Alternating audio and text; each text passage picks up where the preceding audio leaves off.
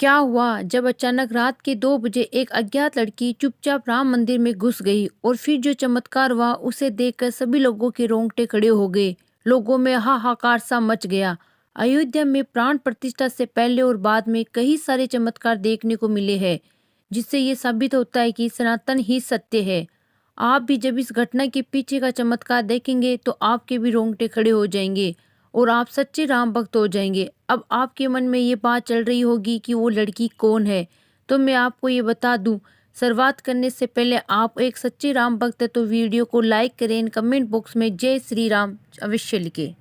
आइए जानते हैं इस बात के पीछे की सच्चाई क्या है। दोस्तों, दिल्ली में रहने वाले उमेश और सीमा पत्नी पति साथ में 24 जनवरी के दिन अयोध्या में जो हुआ उसे जानकर आपके भी रोंगटे खड़े हो जाएंगे और आपको इस बात का एहसास होगा कि सच में ये प्रभु श्री राम का ही चमत्कार है। 22 जनवरी 2024 के दिन राम मंदिर में रामलला की प्राण प्रतिष्ठा हुई। उस दिन देश विदेश की बड़ी हस्तियां वहां मौजूद की और सभी ने रामलला की उस मूर्ति को देखा था। जनवरी 2024 के दिन राम मंदिर में रामलला की प्राण प्रतिष्ठा हुई। इसी दिन देश विदेश की बड़ी हस्तियां वहां मौजूद थी और जब सभी ने रामलला की उस मूर्ति को देखा तो उनकी प्यारी सी मुस्कान सभी के दिलों में छा गई। जिस मूर्तिकार ने मूर्ति को बनाया उसका भी कहना था कि प्राण प्रतिष्ठा के बाद मूर्ति के भाव बदल गए, चेहरे पे मुस्कान आ गई। ऐसा लग रहा था जैसे कि मूर्ति के अंदर प्राण आ गए। इसीलिए हिंदू धर्म में प्राण प्रतिष्ठा का महत्व होता है। इससे एक बात तो साबित होती है कि अयोध्या में साक्षात रामलला विराजमान हो गए। 23 जनवरी 2024 से आम श्रद्धालुओं के लिए प्रभु श्री राम के द्वार खोल दिए गए। तकरीबन 5 लाख श्रद्धालुओं ने 23 जनवरी को रामलला के दर्शन किए। उमेश और सीमा भी राम मंदिर जाना चाहते थे क्योंकि उनके पिता बहुत बड़े राम भक्त थे और अयोध्या राम मंदिर के निर्माण में उन्होंने भूमिका निभाई थी। उनके पिता अपनी आंखों से राम मंदिर का निर्माण नहीं देख पाए, इसलिए उमेश और सीमा ने अपने पिता की एक तस्वीर लेकर अपनी 12 साल की बच्ची के साथ दिल्ली से अयोध्या रवाना हो गए। उनका मानना था इस फोटो के माध्यम से वो प्रभु श्री राम के दर्शन अपने पिता को करवाएंगे। लेकिन उमेश को इस बात का अंदाजा नहीं था कि 24 जनवरी के दिन और भी ज्यादा भीड़ राम मंदिर में होने वाली थी। जब वे अयोध्या पहुंचे तो वास्तव में अयोध्या का नजारा देखने लायक था। रेलवे स्टेशन पहुंचकर उन्हें महसूस हो रहा था मानो ये साक्षात देवनगरी में आ गए हो, क्योंकि त्रेता युग में अयोध्या को देवता का नगर कहा जाता था।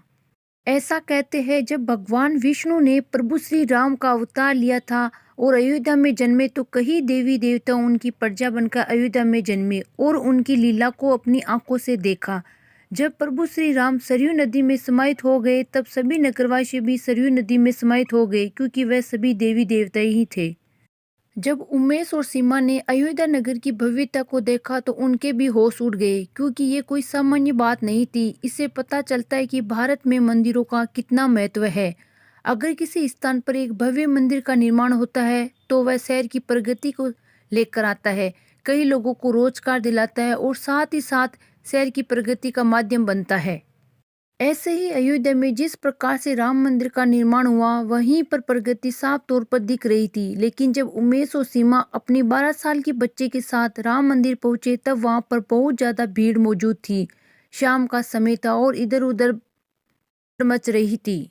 पुलिस प्रशासन जैसे वैसे भीड़ को काबू करने में लगा था, लेकिन भक्त प्रभु श्री राम के दर्शन के इतने दीवाने थे कि वह तो बस किसी भी तरह बस एक झलक रामलला के दर्शन करना चाहते थे। इस बीच उमेश जी अपनी पत्नी और बच्चे के साथ लाइन में लग गए। उन्होंने अपना अनुभव बताते हुए कहा कि इतनी भीड़ होने के बावजूद भी सभी भक्त एक दूसरे के साथ समन्वयता बनाए हुए थे और हम सभी को रामलला के दर्शन प्राप्त करने का सौभाग्य हुआ। उस समय रात्रि हो चुकी थी। मैंने अपनी पत्नी और बच्चे के साथ रामलला के दर्शन किए और अपने पिता की फोटो को उन्हें दिखाया। ऐसा लग रहा था कि मेरे पिता की आत्मा को आज शांति मिल ही गई हो। लेकिन मुझे इस बात का अंदाजा नहीं था कि आज प्रभु श्री राम मेरी भक्ति की परीक्षा लेने वाले हैं।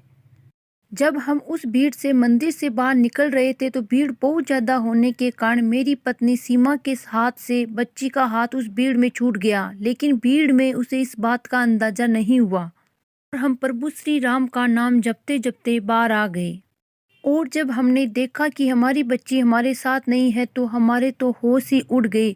चारों तरफ अंधेरा छा गया। चारों तरफ देखने पर केवल भीड़ ही नजर आ रही थी और बच्ची का कोई अता पता नहीं था। हम चारों तरफ उसे ढूंढ रहे और कहीं भी नहीं मिली। हम फूट फूट के रोने लग गए।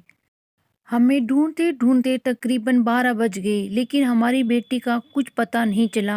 आखिर वह है कहाँ? तब तक हम उसे ढूंढते ढूंढते हनुमानगढ़ी मंदिर पहुंच गए, जो कि अयोध्या राम मंदिर से तकरीबन 1.5 किलोमीटर दूर है। तब हम वहां पहुंचे तो हमने हनुमान जी से प्रार्थना की और कहा, हमारी बच्ची कहीं लापता हो गई है। हम आपसे विनती करते हैं, आप इसे प्रभु श्री राम का कार्य मानकर हमारी बच्ची को किसी न किसी तरह पता लगाइए।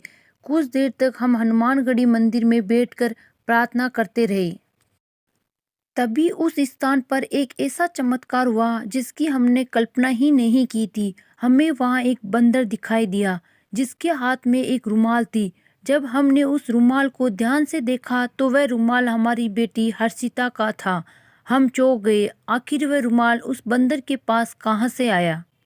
उमेश और सीमा ये हनुमान जी का संकेत मान रहे थे और उस बंदर का पीछा किया। देखते देखते उस बंदर का पीछा करते हुए वापस राम मंदिर पहुंच गए। रात्रि के 2 बज रहे थे। उस समय मंदिर का दरवाजा बंद हो चुका था। अंदर जाने का कोई मार्ग नहीं था। लेकिन वह बंदर हर्षिता के रुमाल को राम मंदिर के दरवाजे पर छोड़ दिया। ऐसा लग रहा था कि मानो उनकी बच्ची मंदिर के अंदर मौजूद है। अब उमेश और सीमा के सामने इंतजार करने के अलावा दूसरा कोई और रास्ता नहीं था। सुबह तक उन्होंने इंतजार किया। उन्हें प्रभु श्री राम पर काफी उम्मीदें थी और जब प्रातःकाल प्रभु श्री राम के दरवाजे खोले गए तब वहां पर बहुत ज्यादा भीड़ मौजूद हो गई। ऐसा लग रहा था इतनी भीड़ में आखिरकार वह अपनी बच्ची को कैसे ढूंढ पाएंगे। तब जैसे ही राम मंदिर का दरवाजा खुला, उमेश और सीमा ने वो देखा जिसे देखकर खुशी की लहर दौड़ गई, क्योंकि मंदिर के अंदर पुजारी हाथ में उस बच्ची को लिए खड़े थे। उनका कहना था कि ये बच्ची रात्रि से ही इस मंदिर में है। सीमा और उमेश को अपनी बच्ची पुनः मिल गई। उनका विश्वास नहीं टूटा बल्कि उनकी आस्था और ज्यादा बढ़ गई।